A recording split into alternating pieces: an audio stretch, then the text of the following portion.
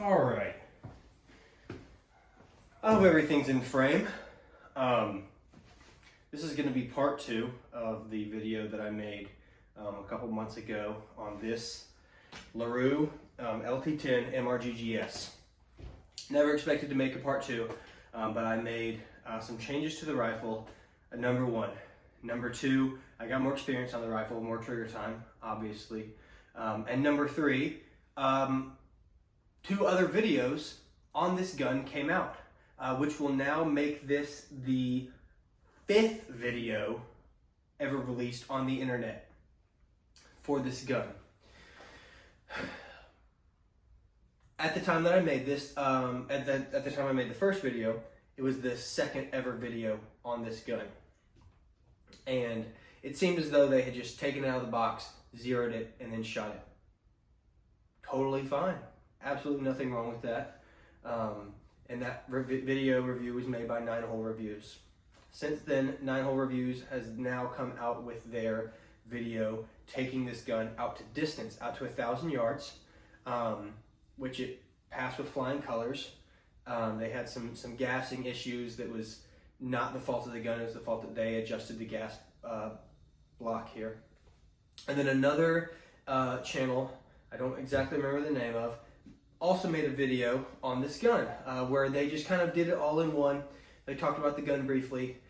They showed its accuracy on paper at 100 yards, and they showed its accuracy out at distance. So it seems as though there's not much more to talk about with this gun. But I was 2nd place, and you know, I'll take another spot in 5th place. So here we go. As I previously stated, got more trigger time on the gun, and I changed some things. So one thing that me and 9 Hole Reviews have in common is the optic and the mount.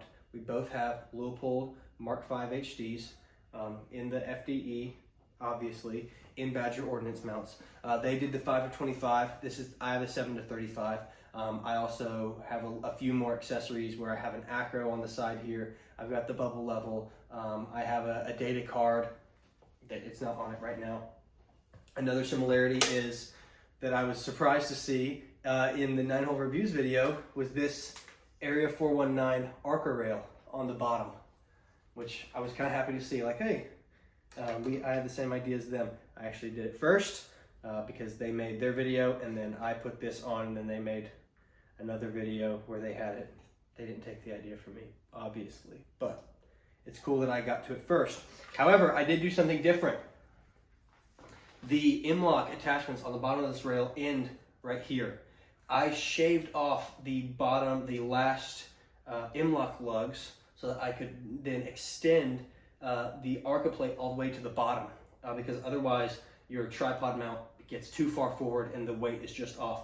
So I got a file, shaved off the last M-lock lug, and was able to move it down so that now I get a better point of balance on the rifle, which is not locked in right now. Now it's locked in, but I don't need to be locked in because the balance is set perfectly right there, which is not possible without modification, which I did. I'm the modifier, I'm the trailblazer, whatever. In my last video, I had a Magpul PRS stock on it. I've since then added a Law Tactical folder. It increases the length of pull to a point that is slightly uncomfortable for shoulder firing the weapon, but this isn't exactly intended to be shoulder fired anyway, so I'll get over it. It does make it much more convenient for stowing. I have a bag system set up where I can have this folded and tucked in there, ruck it out to wherever I need, which has just been the range, and then deploy it, have everything ready to go in the bag. I like the idea, kind of a mobile little sniper setup there. Aided tremendously by the folding stock, which without the addition of a Law Tactical folder is not possible on any of these large frame gassers. They all have very robust buffer systems. The Law Tactical folder has not affected my reliability whatsoever. Haven't noticed anything. I gave it just a hair more gas in the port here because I changed the suppressor to a flow-through suppressor. And with the addition of the little extra gas, it has ran flawlessly. It's feeding fine. It's ejecting perfectly. Haven't noticed any accuracy issues due to the gassing of it, which I did initially until I got it gassed properly. What else did I change? I put a MDT SkyPod on here. I had an AccuTac. The AccuTac is fine. It's a bit heavy, and the MDT is extremely versatile. I added a Kinetic Security Solutions adaptive tuner onto the front, and it helps. It works. These things work.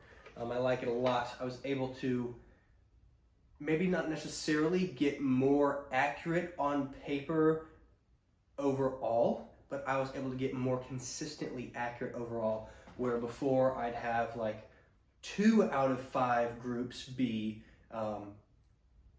really solidly sub MOA, like 3/4 MOA.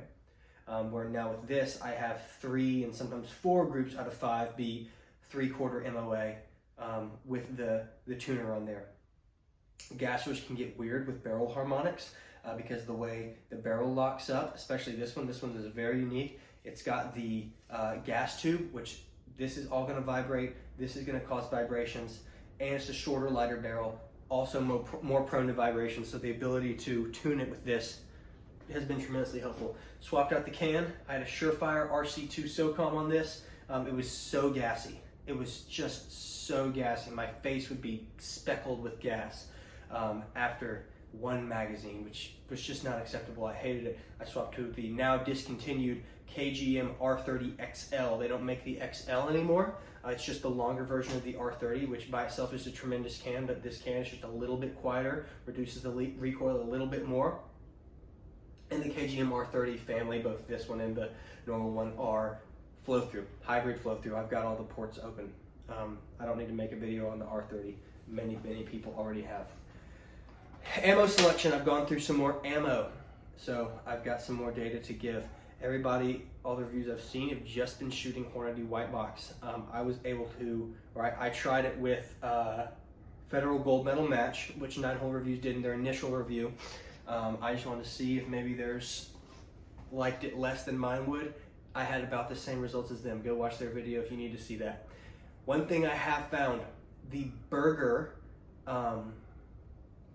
competition 6.5 Creedmoor 140 grain hybrids performs tremendously out of this system. This system loves the 140 grain Bergers. It likes the 140 grain ELDMs, but it loves the 140 grain Bergers. I've had groups as small as under ½ an inch at 100 yards, 5-shot groups with this gun with the Berger preloaded ammunition. They're using Lapua brass, Federal primers, I believe, and then I heard somebody say it was Vitivori powder. I don't know if that's true or not, but it's very high quality ammo. It's quite expensive, but if you can get your hands on it, it runs like a dream through this gun. I mean, really. I had a 33-shot group that averaged a .9. If you can even believe that. No, it was a 32-shot group. It was a 32-shot group that I have calipers. I measured the group. It was a .936. Phenomenal. 32 shots. I couldn't even believe it. So I will be shooting predominantly just the Berger match ammunition through this. I tried the Berger 130 grain OTM Tacticals. Berger makes a tactical 6.5 Creedmoor preloaded match ammunition.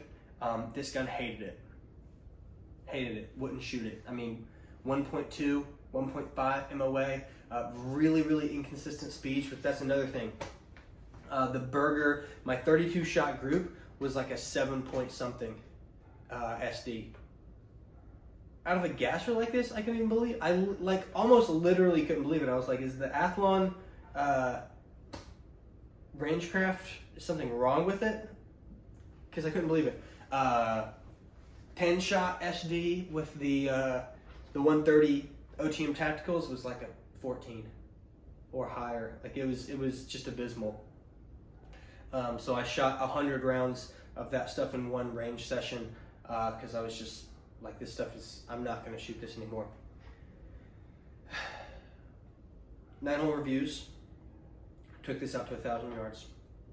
I have taken this out to 1,400 yards. Now, 1,000 yards is number one, where my scope or my turret maxes out. Number two, it is where the bullets are well in the transonic range.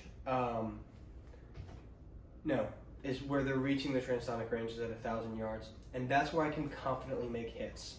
A 10-inch steel plate at 1,000 yards, I can hit 3 out of 5 times. I've had some cold bore hits at 1,000 yards on a 10-inch steel plate with this gun, with the burgers. Most of the time, impact, off right, correct left, impact. Sometimes there's no telling. At 1,200 yards, we're in the transonic range. It gets really funky. I just kind of dance around the target until I'll have one hit. Now that's on a small plate. At 1,200 yards, when I hit the 36-inch steel square, 36 by 36, it's all day long. But that's such a large target. That's at 1,200 yards. 1,400 yards, I've had very, very limited success. I think that with the 20-inch barrel, with the 140s, I'm probably subsonic at that range. And at that point, it's, you know, who knows? My cat's making funky noises. What are you doing? I don't really know what else to say. It's a great gun. It's had some teething issues. In this configuration, it's quite heavy, which I've added some things to it, but not a tremendous amount of things. Soft recoiling, very durable, very hard use. What else is there to say? Not much. The only thing I think I may change is I may end up putting this can on another gun and getting a Knight's Armament can for this gun, just to have even more flow through. I'm probably going to put a Trigger Tech diamond trigger in there.